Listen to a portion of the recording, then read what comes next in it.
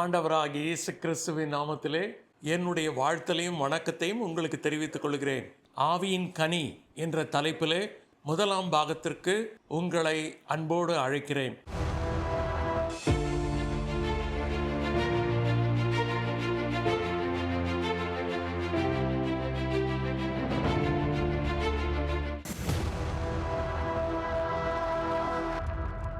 பிரியமானவர்களே, கடந்த பாகங்களிலே மாம்சத்தின் கிரியைகளை குறித்து கலாத்தியர் 5ஆம் அதிகாரம் 19ஆம் வசனம் முதல் 21ஆம் வசனம் வரை 17 காரியங்களை நாம் சிந்தித்தோம்.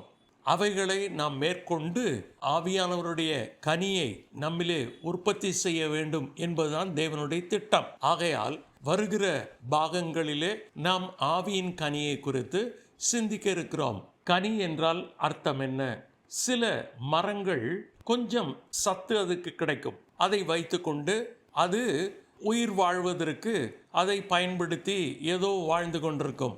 சில மரங்களுக்கு சற்று அதிகமான போஷாக்கு சத்துக்கள் கிடைக்கும், அதை வைத்துக்கொண்டு அது உயிரோடு இருப்பதற்கு மட்டுமல்ல, கீழ் நோக்கி மேல் நோக்கி பக்கவாட்டிலும் வளர்வதற்கு அதை பயன்படுத்தி கொள்ளும். சில மரங்களுக்கு அளவுக்கு அதிகமான சத்துக்கள் போஷாக்கு கிடைக்கும், அதை வைத்துக்கொண்டு அது உயிர் வாழ்வது மட்டுமல்ல, வளர்ச்சி அடைவது மட்டுமல்ல, அந்த மிகுதியான சத்துக்களை கனி வடிவிலே வெளியே கொண்டு வருகிறது. மிகுதியான சக்தியினுடைய வெளிப்பாடு தான் கனி என்று நாம் அழைக்க முடியும்.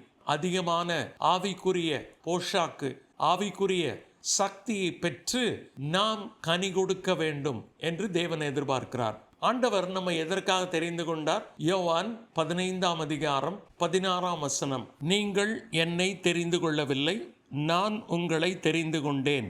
நீங்கள் என் நாமத்தினாலே பிதாவை கேட்டுக்கொள்வது எதுவோ அதை அவர் உங்களுக்கு கொடுக்கத்தக்கதாக நீங்கள் போய் கனி கொடுக்கும்படிக்கும் உங்கள் கனி நிலைத்திருக்கும்படிக்கும் நான் உங்களை ஏற்படுத்தினேன். நாம் போய் கனி கொடுக்கும்படிக்கும் அந்த கனி நிலைத்திருக்கும்படி தான் ஆண்டவர் நம்மை தெரிந்து கொண்டிருக்கிறார். லூக்கா 13ஆம் அதிகாரத்தில் ஆண்டவர் ஒரு உவமையை சொன்னார். ஒரு மனிதன் திராட்சை தோட்டத்திலே ஒரு அத்தி மரத்தை நட்டிருந்தான். அவன் வந்து பார்க்கும்போது அந்த அத்தி மரத்திலே கனி இல்லை. அதனாலே திராட்சை தோட்டக்காரனை பார்த்து, ஏன் இந்த மரம் நிலத்தை கெடுக்கிறது?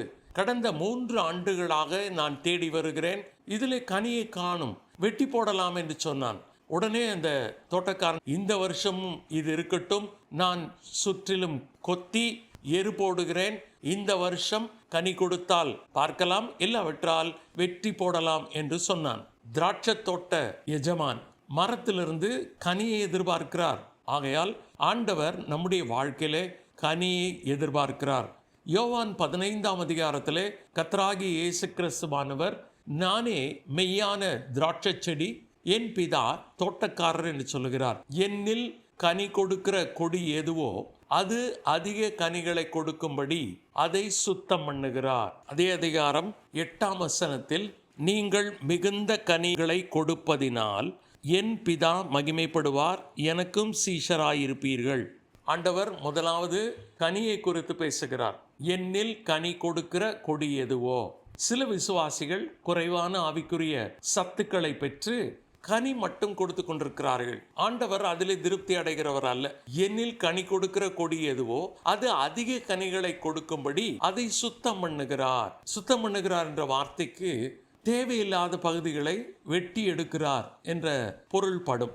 நீங்கள் திராட்சை தோட்டத்திற்கு போய் பார்ப்பீர்களானால் அங்கே கவாத்து வெட்டுவார்கள். கவாத்து என்றால் தேவையில்லாத பகுதியை வெட்டி எடுத்தால் அது மிகுந்த கனிகளை கொடுக்கும். ஆண்டவர் கனி கொடுக்கிற விசுவாசிகள் அதிக கனிகளை கொடுக்க வேண்டும் என்று எதிர்பார்க்கிறார். அதனாலே நம்மை சுத்தம் பண்ணுகிறார், தேவையில்லாத பகுதிகளை வெட்டி எடுக்கிறார். பிறகு 8ஆம் வசனத்திலே நாம் வாசித்தோம், யோவான் 15ஆம் அதிகாரத்தில் மிகுந்த கனிகள் என்று சொல்லுகிறார். ஆண்டவர் நம்முடைய கனி கொடுத்தல்லே நாம் மிகுந்த கனிகளை கொடுக்க வேண்டும் என்று எதிர்பார்க்கிறார். இன்றைக்கு நம்முடைய ஆவிக்குரிய வாழ்க்கையிலே நாம் பரம திருப்தியை அடைந்திருக்கிறோம். ஆனால் நாம் எதிலே பரம திருப்தி அடைய வேண்டும் என்றால், போதும் என்ற மனதுடனே கூடிய தேவ பக்தியே மிகுந்த ஆதாயம் என்று சொல்லுகிறார்.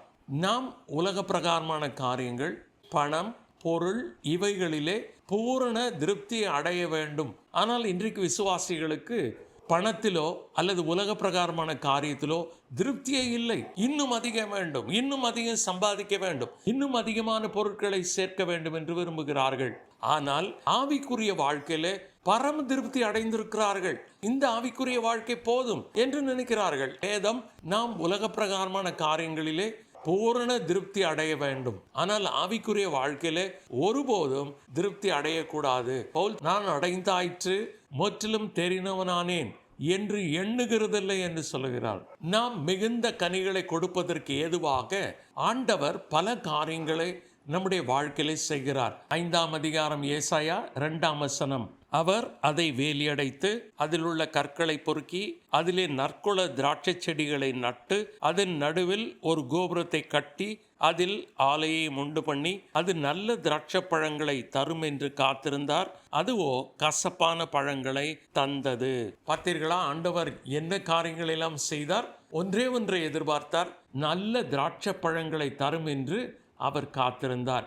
இன்னும் ஏசாயா 27ஆம் அதிகாரம் 1ஆம் வசனத்தில், கர்த்தராகி நான் அதை காப்பாற்றி அடிக்கடி அதற்கு தண்ணீர் பாய்ச்சி ஒருவரும் அதை சேதப்படுத்தாதபடிக்கு அதை இரவும் பகலும் காத்து கொள்வேன். ஆண்டவர் அதை காப்பாற்றுகிறார், அடிக்கடி தண்ணீர் பாய்ச்சுகிறார். இன்றைக்கு கூட இஸ்ரவேல் தேசத்திலே தண்ணீர் குறைவாக இருக்கிறது. அதனாலே அவர்கள் சொட்டு நீர் பாசனத்தை பயன்படுத்துகிறார்கள். ஒவ்வொரு திராட்சை கொடிக்கும் எவ்வளவு தண்ணீர் தேவை என்று கணக்கிட்டு பார்த்து சரியான அளவு சரியான வேளையில தண்ணீர் கிடைக்கும்படியாக செய்து மிகுதியான திராட்சை பழங்களை அவர்கள் அறுவடை செய்கிறார்கள். குறைந்தது 5 காரியங்களை வேதம் கனிகள் என்று அழைக்கின்றது. முதலாவது, கலாத்தியர் 5ஆம் அதிகாரம் 22-23 வசனங்களிலே ஆவியின் கனியோ அன்பு, சந்தோஷம், சமாதானம், நீடிய பொறுமை, தயவு, நற்குணம், விசுவாசம்,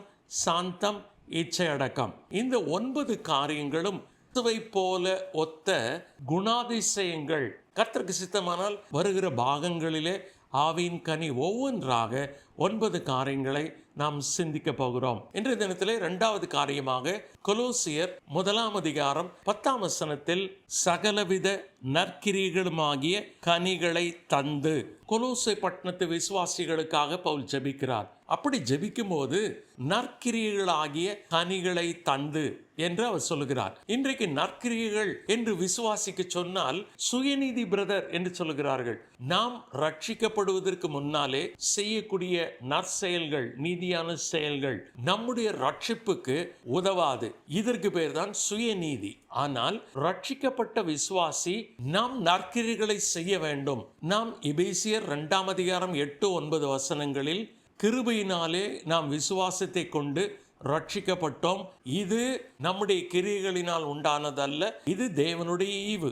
ஆனால் அநேக விசுவாசிகள், பிரசங்கிமார்கள் அங்கே நிறுத்தி விடுகிறார்கள் 10ஆம் வசனத்திலே, ஏனென்றால் நற்கிரிகளை செய்வதற்கு நாம் கிறிஸ்து இயேசுவுக்குள் சிருஷ்டிக்கப்பட்டு தேவனுடைய செய்கைகளாயிருக்கிறோம். இன்றைக்கு நற்கிரிகள் நம்முடைய சுயநீதி ஆகாது, இவைகளை கனிகள் என்று பவுல் சொல்லுகிறார் கொலோசியர் 1:10. இந்த கனிகளை விசுவாசிகள் தர வேண்டும் என்று அவர் ஜெபிக்கிறார். 3வது, ரோமர் 1:13, சகோதரரே, புறஜாதிகளான மற்றவர்களுக்குள்ளே நான் பலனை அடைந்தது போல உங்களுக்குள்ளும் சில பலனை அடையும்படிக்கு உங்களிடத்தில் வர பலமுறை யோசனையாயிருந்தேன்.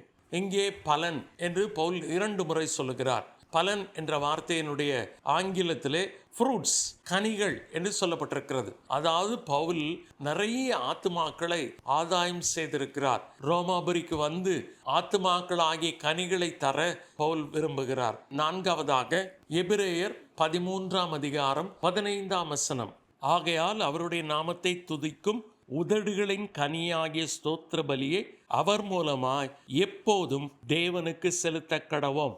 உதடுகளின் கனியாகிய ஸ்தோத்திர பலி, முதலாவது ஆவியின் கனி, 2வது நற்கிரியைகளாகிய கனி, 3வது ஆத்துமாக்களை நாம் ஆதாயம் செய்யும் போது அவைகளை நாம் கனிகளாக தேவனுடைய சமூகத்தில் கொண்டு வருகிறோம். நான்காவது, உதடுகளின் கனியாகிய ஸ்தோத்திர பலி. ஐந்தாவதாக ரோமர் 15:28. இந்த காரியத்தை நான் நிறைவேற்றி இந்த பலனை அவர்கள் கையிலே பத்திரமாய் ஒப்புவித்த பின்பு உங்கள் ஊர் வழியாய் ஸ்பானியாவுக்கு போவேன். இந்த பலனை என்று பவுல் சொல்லுகிறார். பவுல் ரோமருக்கு நிருபத்தை எழுதும்போது அவருடைய கையிலே மக்கதோனியா, அகாயா நாட்டு சபைகள் கொடுத்த காணிக்கை இருந்தது. அதாவது எருசலேமில் உள்ள யூத விசுவாசிகள் கொடிய தரித்திரத்தில் இருந்தார்கள். ஆகையால் அவர்களுக்கு உதவி செய்யும்படியாக புறஜாதி சபைகள் காணிக்கைகளை சேகரித்து பவுலுடைய கைகளிலே பணத்தை கொடுத்திருந்தார்கள். இப்பொழுது பவுல் கொரிந்து பட்டணத்திலிருந்து ரோமருக்கு நிருபத்தை எழுதுகிறார். இந்த பலனை, இந்த கனியை நான் போய் எருசலேமில் உள்ள பரிசுத்தவான்களுக்கு பத்திரமாய் ஒப்புவித்த பின்பு உங்கள் ஊர் வழியாய் ஸ்பானியாவுக்கு போவேன் என்று தன்னுடைய பயண திட்டத்தை தெரிவிக்கிறார். அப்படியானால் இங்கே கனி என்று சொல்லப்படுவது என்ன? நாம் கர்த்தருக்காக கொடுக்கக்கூடிய காணிக்கை, பணம், பரிசுத்தவான்களுக்கு செய்யக்கூடிய பண உதவி. குறைந்தது 5 காரியங்களை வேதம் கனிகள் என்று அழைக்கிறது. முதலாவது ஆவியின் கனி. இதை கலாத்தியர் 5:22-23 வசனங்களிலே வாசிக்கிறோம். அடுத்தது நற்கிரிகளாகிய கனிகள்.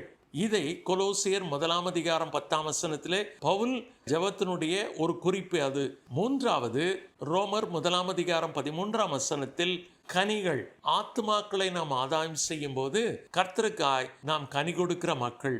நான்காவது எபிரேயர் 13:15 உதடுகளின் கனியாகிய ஸ்தோத்திர பலியை அவர் மூலமாய் எப்பொழுதும் தேவனுக்கு செலுத்த கடவோம். ஐந்தாவதாக ரோமர் 15:28 நாம் மற்ற பரிசுத்தவான்களுக்கு உதவி செய்யக்கூடிய காணிக்கை பவுல் கனி என்று சொல்லுகிறார். நாம் வெறும் கனி கொடுத்தால் போதாது, அதிக கனிகளை கொடுக்க வேண்டும் என்று ஆண்டவர் நம்மை சுத்தப்படுத்துகிறார். அதிக கனிகளை கொடுக்கக்கூடிய விசுவாசிகளை ஆண்டவர் மிகுந்த கனிகளை கொடுக்கும்படி எதிர்பார்க்கிறார். இதற்கென்று வேதத்திலே சில நிபந்தனைகள் இருக்கிறது. ஆண்டவர் மெய்யான திராட்சை செடி, பிதா தோட்டக்காரர், நாம் எல்லாம் கொடிகள். கொடியானது செடியிலே நிலைத்திராவிட்டால் அது தானாக கனி கொடுக்க மாட்டாதது போல நாம் ஆண்டவரில் நிலைத்திராவிட்டால் நாம் கனி கொடுக்க மாட்டோம். கர்த்தராகிய இயேசு கிறிஸ்துவிலே நாம் நிலைத்திருக்க வேண்டும். அப்பொழுதுதான் நாம் கனிகளை கொடுக்க முடியும். ஆண்டவரோடு நெருக்கமான ஒரு உறவு, ஐக்கியம் கொள்ள வேண்டும். 1 கொரிந்தியர் 1:9 பவுல் சொல்லுகிறார், தம்முடைய குமாரனும் நம்முடைய கர்த்தருமாய் இருக்கிற இயேசு கிறிஸ்துவுடனே ஐக்கியமாய் இருப்பதற்கு உங்களை அழைத்த தேவன் உண்மையுள்ளவர். தம்முடைய குமாரன் நம்முடைய கர்த்தராய் இருக்கிற இயேசு கிறிஸ்துவுடனே கூட ஐக்கியமாய் இருப்பதற்கு அழைத்திருக்கிறார். இந்த ஐக்கியம் ஒருபோதும் முறிக்கப்படக்கூடாது. தேவன் ஒளியாய் இருக்கிறார், அவரில் எவ்வளவேனும் இருள் இல்லை. அவர் ஒளியில் இருப்பது போல நாமும் ஒளியிலே நடந்தால் ஒருவரோடு ஒருவர் ஐக்கியப்பட்டிருப்போம். ஆண்டவர் இயேசு கிறிஸ்துவோடு கூட நெருங்கிய ஐக்கியமுடையவர்களாய் நாம் இருக்கிறோமா? ஜெபத்திலே உறுதியாய் தரித்திருக்கிறோமா? தேவனுடைய வசனத்தினாலே நாம் போஷிக்கப்பட்டு நாம் அதிக நெருக்கமான ஆண்டவரோடு கூட ஐக்கியத்திலே காணப்படுகிறோமா? அப்படி இருந்தால்தான் கனி கொடுக்க முடியும். இரண்டாவது, சங்கீதம் எப்படி ஆரம்பிக்கிறது? துன்மார்க்கருடைய ஆலோசனையில் நடவாமலும், பாவிகளுடைய வழியில் நில்லாமலும், பரியாசக்காரர் உட்காரும் இடத்தில் உட்காராமலும், கர்த்தருடைய வேதத்தில் பிரியமாயிருந்து இரவும் பகலும் தியானமாயிருக்கிற மனுஷன் பாக்கியவான். அவன் நீர்க்கால்களின் ஓரமாய் நடப்பட்டு தன் காலத்தில் தன் கனியை தந்து இலையுதிராதிருக்கிற மரத்தை போல இருப்பான். பிரியமானவர்களே, நாம் தவிர்க்க வேண்டிய காரியங்களை தவிர்த்து வேதத்தின் மேல் பிரியமாயிருந்து இரவும் பகலும் தியானமாயிருக்கும் போது நாம் கனி கொடுக்கிற மக்களாயிருப்போம். அடுத்து ஒரு நிபந்தனை எரேமியா 17 சொல்லப்பட்டிருக்கிறது. எரேமியா 17 7-8 கர்த்தர் மேல் நம்பிக்கை வைத்து கர்த்தரை தன் நம்பிக்கையாய் கொண்டிருக்கிற மனுஷன் பாக்கியவான். அவன் தண்ணீர் அண்டையிலே நாட்டப்பட்டதும் கால்வாய் ஓரமாக தன் வேர்களை விடுகிறதும் உஷ்ணம் வருகிறதை காணாமல் இலை பச்சையாய் இருக்கிறதும் மழை தாழ்ச்சியான வருஷத்திலும் வருத்தமின்றி தப்பாமல் கனி கொடுக்கிறதுமான மரத்தை போலிருப்பான். மழை தாழ்ச்சியான காலத்திலும் வருத்தமின்றி தப்பாமல் கனி கொடுக்க வேண்டும் என்றால் கர்த்தர் மேல் நம்பிக்கை வைத்து கர்த்தரையே நாம் நம்பிக்கையாக கொண்டிருக்கும் போது நாம் கனி கொடுப்போம். ஆகையால் குறைந்தது 3 நிபந்தனைகளை பார்த்தோம். 1, ஆண்டவர் இயேசு கிறிஸ்துவிலே நிலைத்திருக்க வேண்டும். அடுத்ததாக நாம் பாவங்களை தள்ளிவிட்டு கர்த்தருடைய வேதத்தில் பிரியமாயிருந்து இரவும் பகலும் தியானமாயிருக்க வேண்டும். அடுத்ததாக கர்த்தர் மேல் நம்பிக்கை வைத்து கர்த்தரையே நம்பிக்கையாக கொண்டிருப்போமானால் நாம் உஷ்ணம் வருகிறதை காணாமல் மழை தாழ்ச்சியான வருஷத்திலும் வருத்தமின்றி தப்பாமல் கனி கொடுக்கிறதுமான மரத்தை போல இருப்போம். ஆகையால் பிரியமானவர்களே, தேவன் நம்மை தெரிந்து கொண்டதனுடைய நோக்கம், நம்மை ரட்சித்து கொண்டதனுடைய நோக்கத்தை நிறைவேற்றி ஆண்டவருக்கு மகிமையாக அநேகருக்கு ஆசீர்வாதமாக இருக்க ஆண்டவர் எனக்கும் நம் அனைவருக்கும் கிருபை தருவாராக. ஆமேன்.